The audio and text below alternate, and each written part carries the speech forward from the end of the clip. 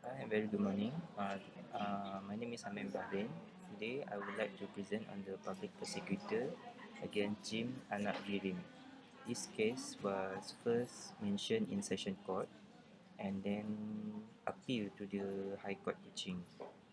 This case is regarding criminal breach of trust done by public servant.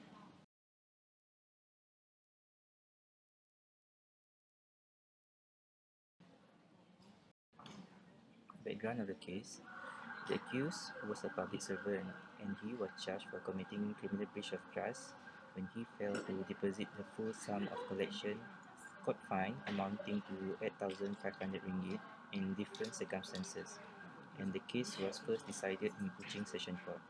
The respondent pleaded guilty to all three offences under Section 405 of Penal Code relating to breach of trust, and the punishment was set out in Section 409.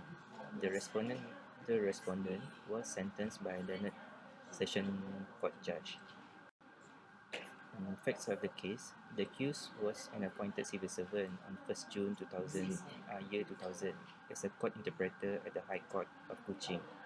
On 14 August 2000, he received instruction to do a relief duty by the Registrar of High Court of Sabah and Sarawak, where the accused also empowered to collect fines for magistrates court at Syrian, including signing the receipt and finally depositing the collected fines to Bank Bumiputra Commerce. The accused was also finally posted as a permanently to Syrian as court interpreter and effective on 15 December 2000.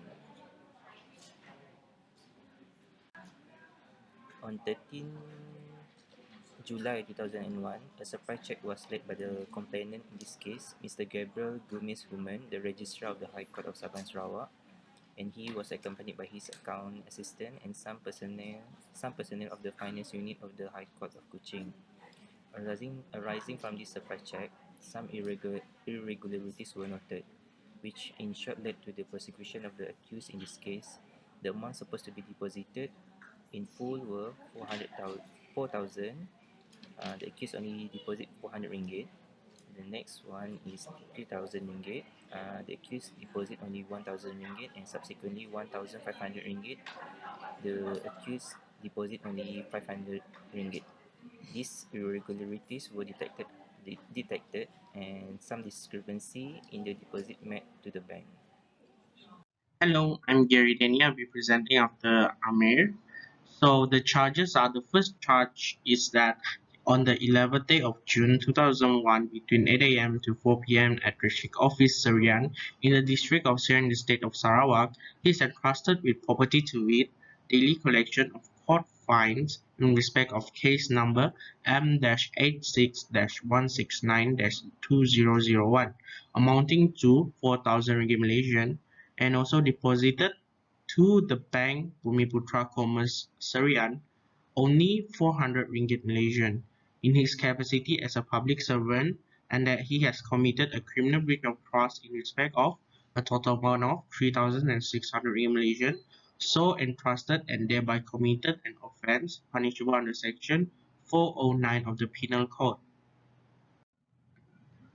So the second charge is that on the second day of June 2001 between 8 a.m. to 4:30 p.m. at the same district office Serian, district of Serian in the state of Sarawak, that he is entrusted with property to wit daily collection of court fine in respect of case number M-83-21-2001 amounting to 3,000 ringgit, and he only deposited to the bank Bumiputera Commerce Serian a 1,000 ringgit Malaysian in his capacity as a public servant, and that he has committed a criminal breach of trust in respect of 2,000 ringgit Malaysian, so entrusted and thereby committed an offence punishable under section 409 of the Penal Code. On the third charge, the third charge is that on the 4th of July 2001 between 8 a.m. to 4:30 p.m. at District Office Serian in the district of Serian in the state of Sarawak, he is entrusted with property to wit daily collection of court fines in respect of case number 466-359-2001 amounting to 1,500 ringgit. and he had only deposited to the bank Syrian a total of 500 ringgit Malaysian in his capacity as a public servant, and that he has committed a criminal breach of trust in respect of 1,000 ringgit Malaysian, and so entrusted and thereby committed an offence punishable under Section 409 of the Penal Code. The offence or punishment.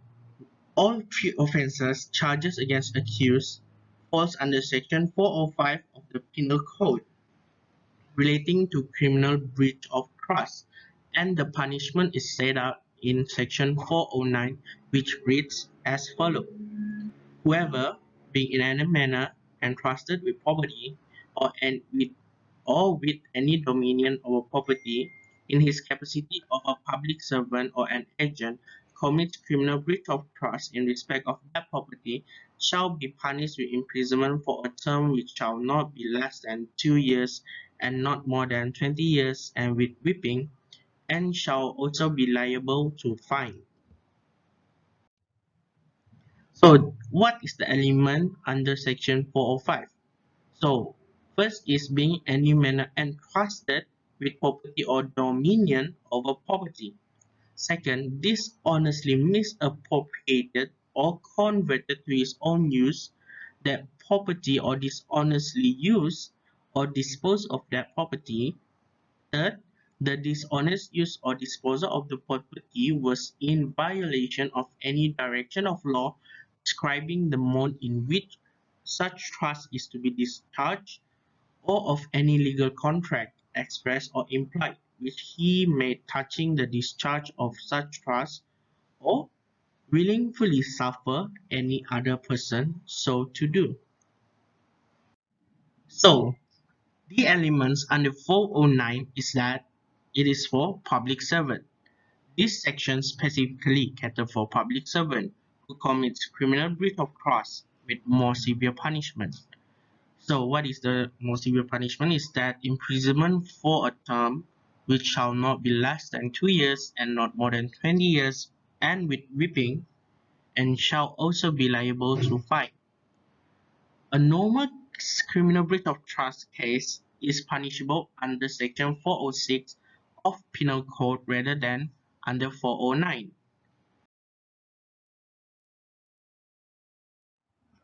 So the plea and mitigation.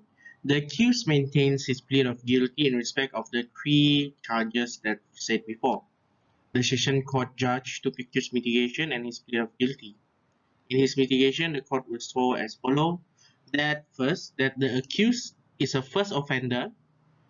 Second, that his plea of guilty had saved the country of great expenses and lengthy trial and inconvenience of all parties.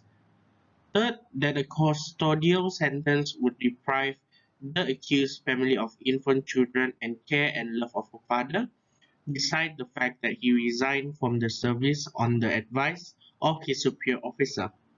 Fourth is that the accused was an experienced officer, as his posting was 2 months of commencing services and without proper guidance and assistance, hence causing him to make mistakes that causes an abrupt end to his career. Fifth, that the accused has repented and shown remorse and cooperative with the police.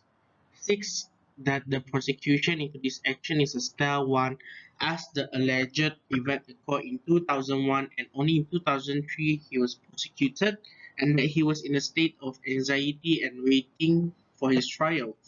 Seventh, that the accused could not be blamed solely for the offences, as he was inexperienced and without supervision, and thus a perfect recipe for making a mistake. So that is the plea and mitigation that the session guard judge took for the accuser. So what is the public interest on this case? So as the case involved public servant, session court judge took consideration on the matter of public interest. An appropriate penalty ought to be imposed will act as a deterrent to would-be offender in the public interest. Thus, Session Court judge did not agree with the learned counsel for the accused that his client should only be borne under Section 294 of the CPC instead of a custodial sentence. as it may not augur well for the civil service. This will convey the wrong message we send across the nation of criminal breach of trust cases would only earn a bond over order from the court. Moreover, the spirit of the amended provision as regards the penalty in Section 409 of the Penal Code must be given effect, for the wording "shall be punished" are also connotative of mandatory sentence. We can see this in the Criminal Procedure Malaysia, Mimika Maria, Majid, 1987, page 290. Further, Session Court view is that the discretionary power of the court is restricted for the reason which legislator know best. Hence, the law must take its own course, as there was no discretion in regards of the minimum sentence or the penalty of whipping herein. The Session Court sentencing. So the first charge, the accused is sentenced for 2 years imprisonment. The second charge, the accused sentenced to 2 years, 3 months imprisonment. And then the third charge, the accused was sentenced to 2 years, 6 months, and 1 stroke of whipping. So the total imprisonment will be 20 months, that is equivalent to 1 year and 8 months. So, appeal to the High Court. The prosecution apparently not satisfied with what they see too lenient punishment decided by the Session Court. The appeal was made on all 3 sentencing. The appellant submit the wording in Section 409 of the Penal Code shall be punished with imprisonment for a term which shall not be less than 2 years and not more than 20 years with whipping, and shall also be liable to fine. The respondent will be entitled to 1/3 of the reduction of sentence. The fact of the case shows that the respondent was in the position of trust when he committed the crime. Sentence should run consecutively. The minimum sentence that will pass by the learned session judge does not lead or reflect the public interest. The intention of the legislature to reflect the seriousness of the crime of this nature, which is a criminal breach of trust, and that Parliament has amended to include the whipping punishment for such an offence, is indicative of its abhorrence to it. So the High Court decision. The High Court agree with the wording section means mandatory for sentencing not less than 2 years, shall be punished with imprisonment for a term which shall not be less than 2 years and not more than 20 years with whipping. High Court agree with the Session Court. It is the court discretion to impose 1/3 of the total imprisonment for all charges, taking into account respondent mitigation factor, that is the plead guilty. And the third one is the High Court disagree with the prosecution to treat the sentencing as consecutively and maintain a purpose to be done concurrently, which is, in my view, as a general rule, for offences to be distinct and separate, it must not be inextricable interwoven with victim, in this state the case, the state as well as the element of the offence. High Court decision. High Court was of the view that in criminal breach of trust, the proprietor does not only intend to steal with his criminal intention, but also break a moral code or a moral bond which is essential and necessary for the progress of the people, community, and the nation as a whole. The true intention for Parliament to pass the amendment of the Section 409 to include whipping in court view must have deemed it fit to punish not only the criminal intent, but also the moral element to deter sordid character. The court ought to consider the maximum stroke of the whipping with some compensation and mercy to reflect that justice must be tempered with mercy in all cases for the first-time offender. When it involves a government servant and court interpreter who cannot be ignorant of the criminal justice system, the whipping of the court ordinary must have in mind for the first offender must at least be 12 strokes for the rotan to reflect the gravity of the offence and the public interest. Verdict: the High Court maintained that imprisonment to run concurrently and with its revisionary power met following orders, namely, first, in respect of the first charge to add for stroke of whipping, Second, in respect of second charge to add 4 stroke of whipping. Third one, in respect of the third charge, recommend charge 1 stroke of whipping is set aside and substitute by 4 stroke of whipping. Total of imprisonment 20 months until 1 year and 8 months. Concurrent versus consecutive.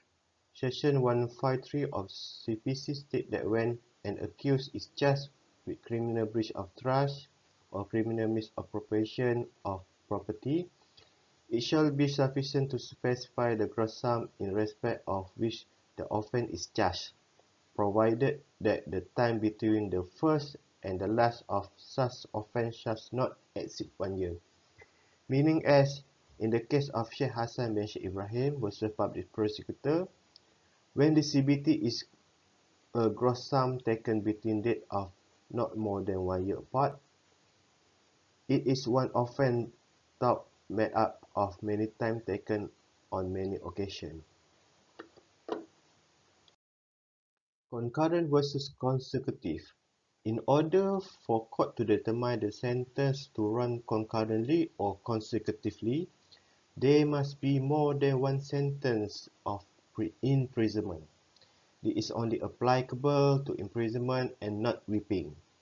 If there is more than one sentence of imprisonment, the court must make it clear whether they run concurrently or consecutively. In determining whether charges are concurrent or consecutively, the courts may use the one transaction principle or totality principle.